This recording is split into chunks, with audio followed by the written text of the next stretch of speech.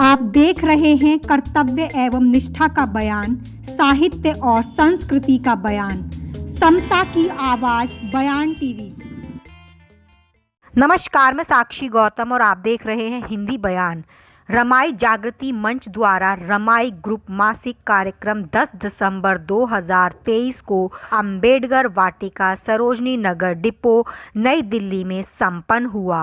अपनी बात को श्रोताओं के साथ साझा करते हुए प्रोफेसर यश अलोने कहते हैं, हम अपनी जिंदगी हमेशा इस रक्षित अज्ञान से जीते हैं। बाबा साहब ने हमें इस रक्षित अज्ञान से बाहर निकाला है और हमारे ज़िंदगी को एक नया आयाम दिया है। आगे चल के मैं ये भी कहना चाहूँगा कि रमाई की जब बात आती है तो हम उनको एक क्या बोलते हैं उसको, एक सैक्रिफाइसिंग लेडी के तौर पे हम उनका सम्मान करते हैं, हम उनको प्यार करते हैं। ये भी उतना ही सच है कि रमाई उस प्रथा से थी और वो प्रथा का निर्वहन भी करती थी और बाबा साहब उस बारे में उनको कहते भी थे, लेकिन बाबा साहब ने कभी भी उनको इस बहाने कभी दुख नहीं दिया या कभी कुछ कहा नहीं। और इसलिए वो जब बुद्ध एंड हिज धम्म की प्रीफेस लिखते हैं तो वो कहते हैं, my father was a Roman patriarch, like a Roman patriarch. मैंने किसी भी पुरुष को अपने पिता के बारे में इस तरह की संज्ञा से संबोधन करते हुए नहीं देखा भारत में। ये एक बहुत बड़ा स्टेटमेंट है और इसीलिए हमें ये देखने को मिलता है कि आम तौर पे लोग कहते हैं कि भाई ये कल्चर है, वो कल्चर है, लेकिन मुझे खुशी है कि 1956 के बाद हमने हमारी एक संस्कृति खड़ी की और वो जो संस्कृति है वो कोई श्रीलंका में जो हो रहा था या बर्मा में जो हो रहा था वो संस्कृति नहीं है। ये हमारा सबसे बड़ा कंट्रीब्यूशन और हम तहे दिल से यही चाहेंगे कि हम इस परंपरा को बढ़ाएं, ना कि कोई श्रीलंका में धागा बांध रहा है या बर्मा में धागा बांध रहा है तो हम भी उसी को इमिटेट करें, उसी के तरह जिए। ये गलत धारणाएं हैं और बाबा साहब ने इन गलत धारणाओं का संपूर्ण एक जो रिजेक्शन है वो 22 प्रतिज्ञा में किया है। आम तौर पे कहते हैं लोग कि वो तो उनका है, बाबा साहब का है, इसमें बुद्ध का क्या है। हम उनको पूछते हैं कि भाई इसमें नॉन बुद्धिस्ट क्या है, बताइए भाई आप बताइए उसमें नॉन बुद्धिस्ट क्या है। तो कोई समझा नहीं पाते what is non Buddhist, because it is all about Buddhism only. हमें इसका ये मतलब नहीं है कि हम प्रज्ञा को झुका दे या बाहर करते हैं। तो जब भी कोई आर्य अष्टांगिक मार्ग की बात होती है तो संपूर्ण मार्ग की बात होती है और ना ही कोई केवल एक मार्ग की बात होती है। और हमें खेद है कि आज हमारे ही समाज में एक कुछ चलन चला है, जो चलन जो है वो बड़ा विक्षिप्त है और वो हमें मिथ्यावाद की तरफ ले जा रहा है। विपश्यना करना अच्छी बात है, लेकिन ये कहना कि विपश्यना से आपके रोग दुरुस्त होते हैं, ये गलत धारणा है। ये कहना कि विपश्यना से आप आदमी बनते हो, ये भी गलत धारणा है। वो एक प्रक्रिया है अपने आप को समझने की, अपने माइंड को कंसंट्रेट करने की, माइंड कंसंट्रेशन की एक प्रक्रिया है। लेकिन आपका अंधकार जो है वो केवल और केवल शिक्षा से दूर होता है, नॉलेज से दूर होता है। And knowledge kills ignorance, this is what Buddha says very categorically. And unless until you get knowledgeable, you cannot kill your ignorances. And हमेशा कहते हैं लोग कि जो नॉलेज है वो रैशनल होना चाहिए, तो मैं कहता हूँ बिल्कुल ज़रूर रैशनल होना चाहिए। क्यों नहीं रैशनल होना चाहिए? वो तो हमने हमेशा कहा है रैशनल होना चाहिए, और बुद्ध भी कहते हैं वो रैशनल होना चाहिए। लेकिन आज के दौर में फिलोसोफर्स कहते हैं कि रैशनलिटी इज ऑलवेज रिलेटिव, कि वो रिलेटिव है रैशनलिटी। तो मैं इस बात को स्वीकार करता हूँ कि रैशनलिटी इज रिलेटिव, लेकिन मैं ये भी बात जोड़ता हूँ कि डिपेंड्स ऑन इट्स ऑब्जेक्टिव, कि उसका ऑब्जेक्टिव क्या है, उसका क्या एक क्या कहते हैं उसको, उसका तात्पर्य क्या है। ये समाज में आपके जैसे व्यक्ता भी है, कार्यकर्ता भी है, एक एम्प्लॉय भी है जो समाज को हम इनडायरेक्टली डायरेक्टली अपने समाज और सभी को देते ही है। दूसरा सर, मैं बहुत प्राउड के साथ कहती हूँ कि हमारा ये जो ग्रुप है ना, इसमें भी विविध तरीके की महिलाएं, इसमें राष्ट्रपति अवार्डी महिला नाइट एंजल का अवार्ड वाली एक नर्स भी है ये, और हम बहुत प्राउडली फील करते हैं। और आज हम अपने देश की राजधानी में भी सभी महिलाएं अपने कर्तव्यों से एक रिप्रेजेंट करते हैं, और उनका वो प्रोग्रेसिवनेस सभी जगह पे दिखाई दे रहा है। तो ये बहुत अच्छी बात है। रमाई के बारे में मैं जागृति मंच है, थोड़ा सा रमाई के बारे में बताना चाहूँगी कि कहते हैं कि हर सफल इंसान के पीछे एक औरत का हाथ होता है। इस बात को इस समाज के नारियों ने सच साबित किया है। ऐसे में संविधान निर्माता डॉक्टर भीमराव अंबेडकर की सफल जिंदगी और उनकी परछाई बनी उनकी पत्नी रमाई भी थी, जो चुपचाप हमारे संविधान निर्माता के संवर्धन में दृढ़ तरीके से खड़ी थी। जबकि उनकी विनम्रता, आपने कहा कि सैक्रिफाइसिंग लेडी, सचमुच में जब कभी किसी को सपोर्टिंग सैक्रिफाइसिंग पत्नी के लिए महिला की तरह बोला जाता है तो हमेशा हमारे छवि एक बहुत सी महिलाएं हैं हमारे भारत देश में, पर रमाई का ही नाम सबसे पहले हमारे जहन में आता है। तो जो बड़ी विनम्रता, व्यवहार और करुणा की प्रतीक थी। आज से पहले शायद कुछ लोग उनको जानते होंगे, पर हमारे समाज ने उनको इतना अच्छा सम्मान दिया है और हम उनको अपना रोल मॉडल लेके ही चल रहे हैं। हमारे समाज की सबसे बड़ी अगर कुछ शक्ति है, वो शक्ति है नारी शक्ति, महिला शक्ति। हम महिला शक्ति के बगैर कुछ भी नहीं कर सकते। डॉक्टर बाबा साहब अम्बेडकर ने ऊंचाई को छुआ, उसके पीछे माता रमाबाई का हाथ था। ज्योतिबा फुले सत्यशोधक समाज की स्थापना किए, उनके पीछे सावित्रीबाई फुले का हाथ था। वर्तमान में देश अगर बुलंदी को छुएगा तो जब तक महिलाएं आगे नहीं आएगी, देश बुलंदी को नहीं छू सकता है। सरकार बोलने की बहुत सारी बातें बोलता है, लेकिन जब एक महिला को राष्ट्रपति बनाया जाता है तो उनको राष्ट्रपति भवन में घुसाने के पहले दूध से धोया जाता है। क्या यह शर्मनाक नहीं है? एक तरफ सरकार कहती है हम सबका साथ सबका विकास कर, महिलाओं को सम्मान दे रहे, और दूसरी तरफ महिलाओं का घोर अपमान हो रहा है। तो हम लोगों को विचार करनी चाहिए। आज जिस आंदोलन मिशन की बात देश के गली गली में, कोने कोने में की जा रही है, असल में वो मिशन है क्या? वो आंदोलन क्या है? हम लोग बाबा साहब अम्बेडकर की कुर्बानी के बलबूते आज महंगी महंगी मर्सिडीज बेंज जैसी गाड़ियों में घूम रहे हैं, बड़ी बड़ी महलों में रह रहे हैं, लेकिन उस बिल्डिंग के जो बुनियाद में डॉक्टर बाबा साहब अम्बेडकर का परिवार दबा हुआ है, उस दबे हुए परिवार को हम भूल जाते हैं। हमें हर वक्त याद करना चाहिए कि आज जो समाज में हमारे साथ मान सम्मान स्वाभिमान की जिंदगी हम लोग जो जी रहे हैं, यार तो आर्थिक सशक्तिकरण जो समाज के अंदर आया है, समता भाईचारा न्याय की जो भाव पैदा हुआ है, इसका बीजारोपण डॉक्टर बाबा साहब अम्बेडकर ने किए हैं। और उसके पूर्व आधुनिक भारत के निर्माता राष्ट्रपिता ज्योतिबा फुले साहब ने शुरू किया था। बाबा साहब अम्बेडकर ने जो भारत के संविधान में जो भी हक अधिकार इस देश के वंचित तबके के लिए, इस देश की महिलाओं के लिए जो दिया, उस चीज को मानवर काशीराम साहब ने जमीन पर लागू करने का थ्योरी हमें बता के चले गए, प्रैक्टिकली लागू करके हमें बता के चले गए।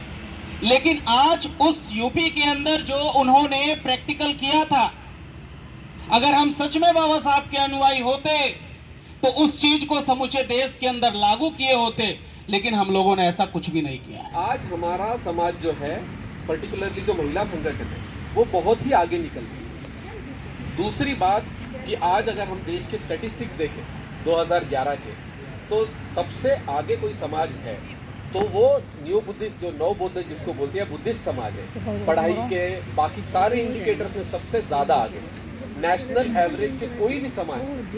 तो मैं तो ये कहूँगा कि अगर पिछले 70 साल में अगर किसी समाज में सबसे ज़्यादा सक्सेस स्टोरी है किसी की, वो हमारे अम्बेडकराइट न्यू बुद्धिस्ट समाज की, कि आज, और उसका जीता जागता उदाहरण आप लोग खुद यहाँ बैठे हैं।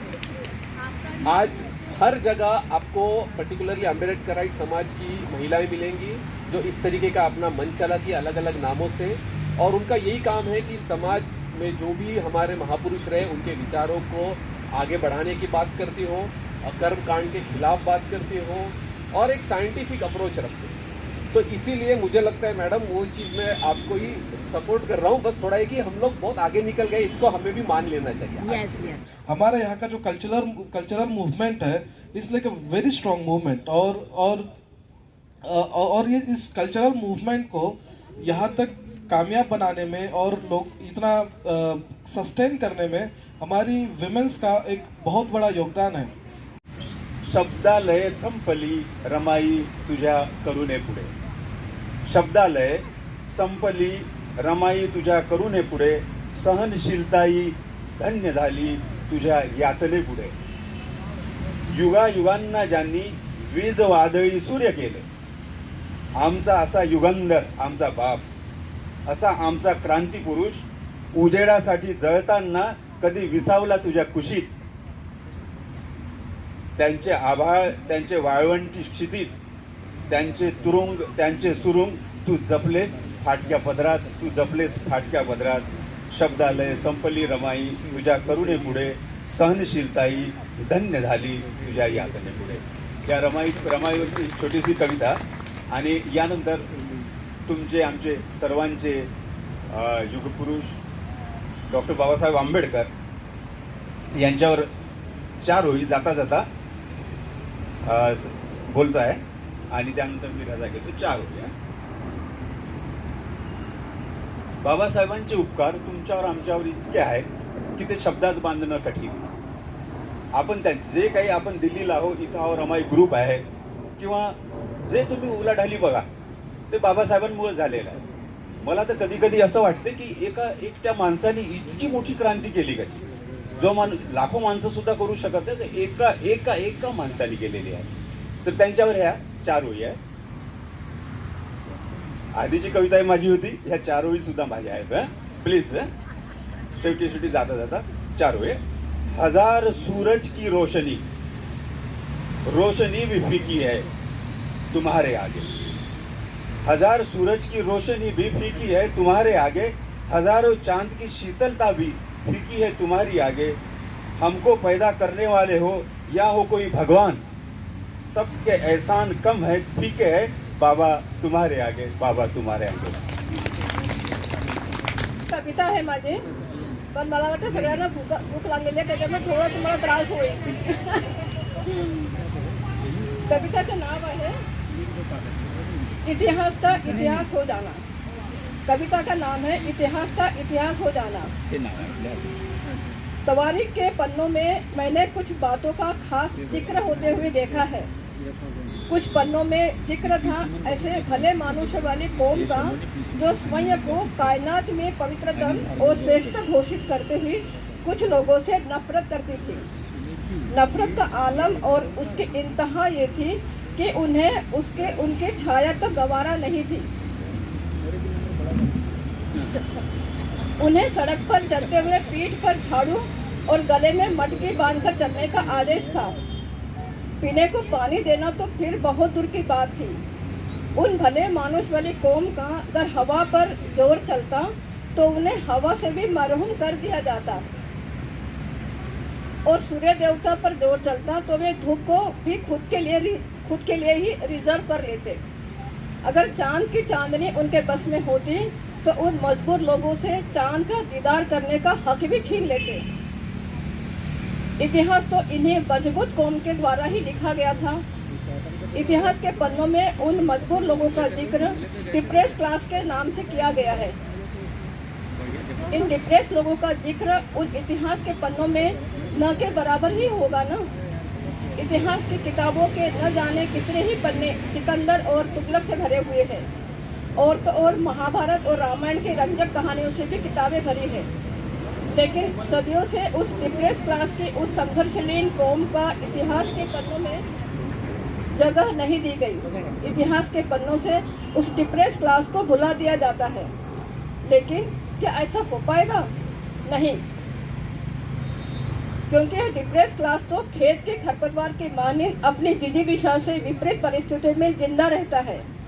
उन किताबों में उन्हें जगह नहीं मिली, लेकिन टेक्नोलॉजी तो आज डिप्रेस क्लास के उन हाथों में भी है।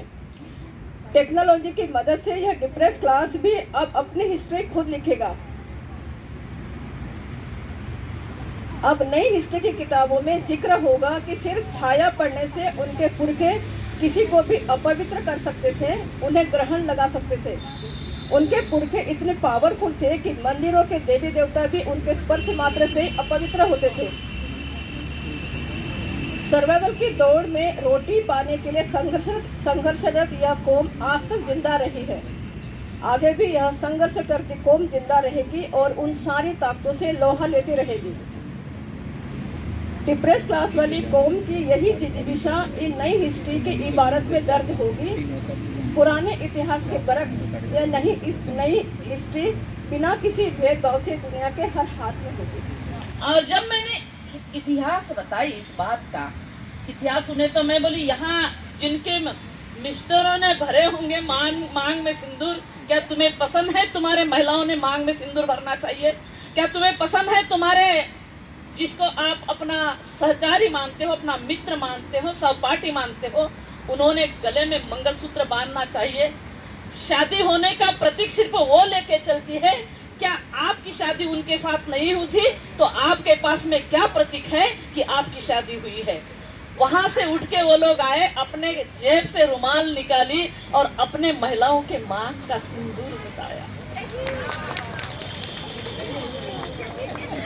एक मिनट, मैं आपको नहीं ये कर रही हूँ, सुनिए। मुझे वासनिक साहब ने ये बताया था कि आप जो अन्य राज्यों में जाते हो ताई, और किस तरीके से आप उन महिलाओं को, जैसे कि अभी हम संकेसा में गए थे, तो संकेसा में गांव दराद में जब हम प्रचार प्रसार करने गए बौद्ध धर्म का, वहाँ पूरे शाक्यों की फैमिली है, यानी शाक्यांचे वंशज आहेत। हमने उनको बोला कि आप शाक्य के वंशज हो, यानी बुद्ध के वंशज। बुद्ध शाक्य कुल से, सम्यक संबुद्ध शाक्य कुल से थे, आप शाक्य के वंशज हो और इस गुलामगिरी में जी रहे हो। जिस बुद्ध ने सारे दुनिया को इस प्रकाश में बनाया है और इस अंधकार से को मिटाकर अत्यदीप भाव का संदेश दिया है, आप क्यों पर्दे के अंदर में हो? मैं आपको बताना चाहूंगी कि मैं यूपी के आजमगढ़ जिले के बहुत सारे गांव दराद में गई हूँ। इधर में क्या कहते हैं कि उरई है, जालौन है, बहुत सारे, अभी ललितपुर है, बांदा जिला है, मैं बहुत सारे जिलों में गई हूँ।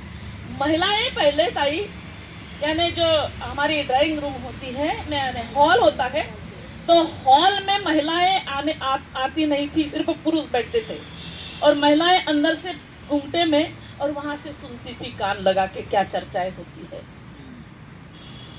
हम वहां बार बार जाने के बाद में महिलाओं का घूमटा भी हट गया और बाद में वे भी आप हमारे जैसे आने के लिए तैयार हो गई है। मैं चाहती हूँ, मैं उस दिन भी ताई लोगों से यहाँ, ये ताई भी थी, इनको भी बोली कि मैं चाहती हूँ कि तुम्हारा सैटरडे संडे जो है, तो दिल्ली वाले लोग बहुत पास में है, संकेसा वगैरह ज़्यादा दूर नहीं है, कम से कम शुक्रवार को आप निकलिए, 2 दिन का टूर कीजिए। हमने तो उनको बोला है कि हम 15 दिन आपके यहाँ रहेंगे और हम अपने विरासत, अपने विचार, अपने इतिहास को फिर से स्टेबल करने के लिए, जब तक के बाबा साहब ने इस देश को बौद्ध में तो बनाया है, भारत का संविधान देके, भारत के तिरंगे पे अशोक चक्र देके बाबा साहब ने इस देश को बौद्धमय बनाया है। लेकिन इस देश का व्यक्ति और व्यक्ति बौद्ध होने के लिए अभी भी बाकी है।